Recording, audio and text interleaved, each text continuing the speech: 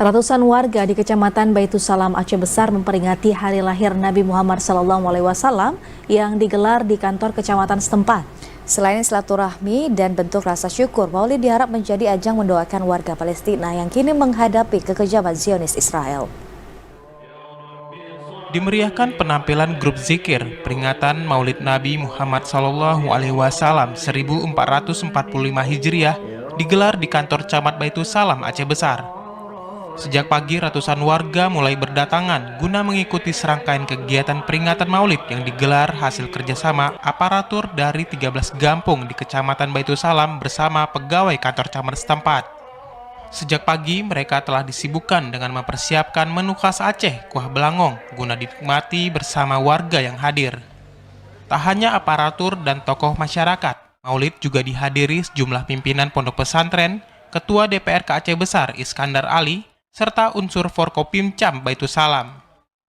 Peringatan diharap menjadi ajang silaturahmi dan turut menciptakan suasana yang kondusif di Kecamatan Baitussalam. Langkah ini menyusul pesta demokrasi yang segera berlangsung pada tahun 2024 mendatang. Ini bermaksud dan tujuan adalah pertama sekali untuk menyambung silaturahmi, untuk mempersatukan masyarakat Baitussalam. Inilah momentum yang sangat baik kita membina hubungan silaturahmi sesama masyarakat, baik masyarakat Baitussalam begitu juga dengan para undangan yang kami undang pada hari ini. Selain silaturahmi dan rasa syukur atas lahirnya Nabi Muhammad SAW, peringatan Maulid ini juga diharap menjadi ajang warga Aceh Besar untuk mendoakan rakyat Palestina yang kini menghadapi kekejaman Zionis Israel. Pada peringatan Maulid, warga tak hanya menikmati kuah belangong, panitia Maulid juga turut menyantuni 159 anak yatim piatu. Mereka berasal dari 13 gampung di kecamatan ini.